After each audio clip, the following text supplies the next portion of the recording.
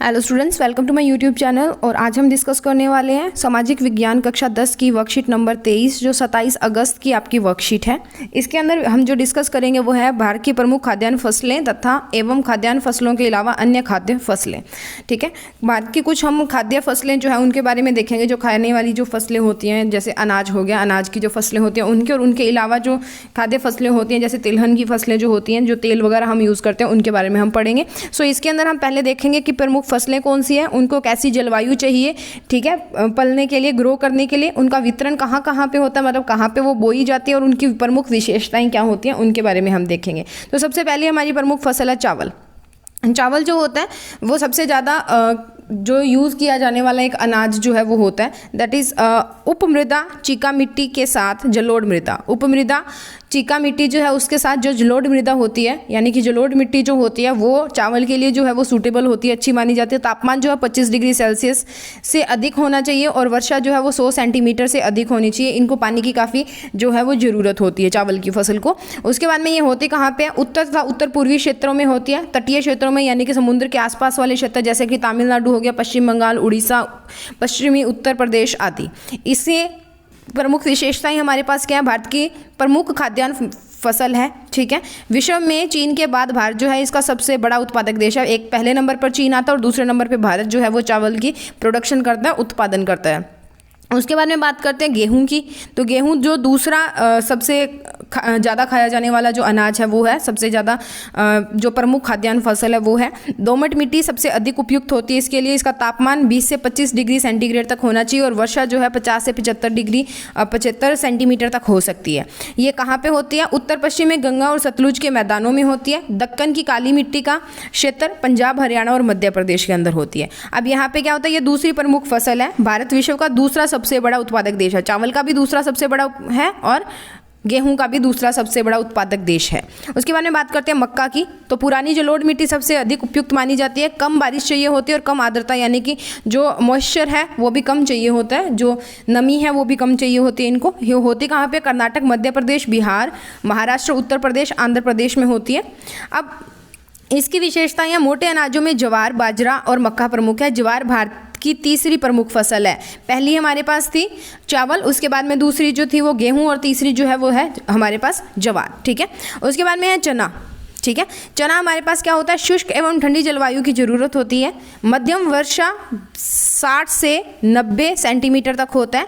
मध्य प्रदेश, उत्तर प्रदेश, राजस्थान, हरियाणा, पंजाब और महाराष्ट्र इसके जो प्रमुख उत्पादक देश हैं वो हैं और उत्पादक राज्य हैं। विश्व में चना उत्पादन में भारत का पहला स्थान है। सबसे ज़्यादा जो चना है वो भारत में उत्पादित किया जाता है। उसके बाद में बात करते हैं मूंगफली की। मूंगफली के अंदर क्या होता है, शुष्क जलवायु, दोमट बलुई मिट्टी जो है या लाल बलुई मिट्टी जो है वो इसके लिए अधिक उपयुक्त मानी जाती है मूंगफली के लिए। गुजरात, आंध्र प्रदेश, तमिलनाडु, कर्नाटक इसके प्रमुख देश हैं। कुल तिलहन उत्पादन का आधा भाग जो है मूंगफली से प्राप्त होता है, यानी कि तेल वाली जो भी फसलें उगाई जाती हैं उनमें से आधा भाग जो होता है वो मूंगफली का होता है। उसके बाद में गन्ना, उष्ण तथा उपोष्ण कटिबंधीय फसल है। तापमान जो है वो 21 से 27 डिग्री तक का चाहिए। वर्षा जो है 75 से 100 सेंटीमीटर तक हो सकती है। उत्तर प्रदेश, कर्नाटक, तमिलनाडु और आंध्र प्रदेश में ये बोया जाता है। इसके अलावा पंजाब में भी इसको बोया जाता है। इसके बाद में है ब्राज़ील के बाद भारत दूसरा सबसे बड़ा उत्पादक देश है। यहाँ पे भी भारत जो गन्ना उत्पादन में भी दूसरा सबसे बड़ा उत्पादक देश है और भारत की सबसे प्रमुख नकदी फसल जो है वो भी गन्ना है। नकदी फसल यानी कि जिनको अपने निर्वाह के लिए नहीं, अपने खाने पीने के लिए नहीं, बल्कि व्यापार करने के लिए उगाया जाता है, नकदी कमाने के लिए उगाया जाता है। उसके बाद में देख लेते हैं इसके क्वेश्चंस। पहला है, अनाजों सब्जी उत्पादन का महंगाई से क्या संबंध है। अनाजों और सब्जी उत्पादन का महंगाई से क्या संबंध है। तो देखो, जब सरकार अधिक अनाज खरीदती है तो यह मार्कअप को बढ़ाता है। मार्कअप जब बढ़ेगा तो जो अनाज उत्पादक या उत्पादन सीमांत लागतों पर वसूलते हैं, यानी कि जो अनाज उत्पादक होते हैं ना, जो उत्पादन की सीमांत लागतें जो होती हैं उनके ऊपर जो मार्कअप वसूलते हैं ना वो बढ़ जाता है। ठीक है, वो बढ़ जाता है। उच्च मामूली मजदूरी का सामना करना सब्जी उत्पादक था उत्पादक कंपनियां क्या करती हैं। अब यहाँ पे क्या होता है, जब ज़्यादा अनाज सरकार खरीदती है तो जो उत्पादक होते हैं या उत्पादक कंपनियां होती हैं वो क्या करती हैं, अपनी कीमतों को ऊपर की ओर संशोधित कर देती हैं, जिससे इन क्षेत्रों में मुद्रास्फीति जो है बढ़ जाती है और उसके बढ़ने से जो महंगाई है वो अपने आप जो है ऑटोमेटिकली इंक्रीज हो जाती है। ठीक है, उसके बाद में आप सबसे अधिक किस अनाज का प्रयोग करते हैं। तो गेहूँ और चावल जो है जो प्रमुख अनाज है जो भारत के अंदर प्रयोग किए जाते हैं।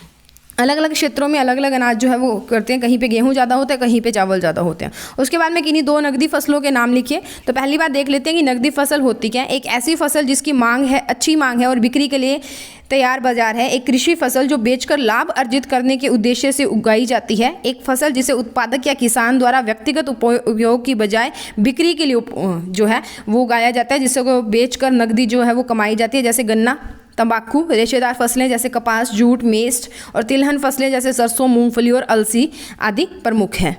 उसके बाद में है आपके घरों में प्रयोग होने वाली प्रमुख तिलहनी फसलों की एक सूची बनाइए। जो आपके घरों पे तेल यूज़ होता है वो किस किस फसल का होता है उसके बारे में हमने बताना है। सो वो है सरसों का, मूंगफली का और अलसी का, जो नॉर्मली हमारे घरों पे यूज़ किए जाते हैं, सरसों और मूंगफली। इसके अलावा कई और जो है वो भी यूज़ किए जाते हैं, जैसे सोया ऑयल है वो भी किया जाता है। पर आपने कुछ लिखने हैं तो सरसों, मूंगफली और अलसी जो है वो ज़्यादा सामान्य है, यानी कि कॉमन नेम्स जो है वो है। तो ये था हमारे पास वर्कशीट नंबर 23 का सॉल्यूशन क्लास 10 सामाजिक विज्ञान का।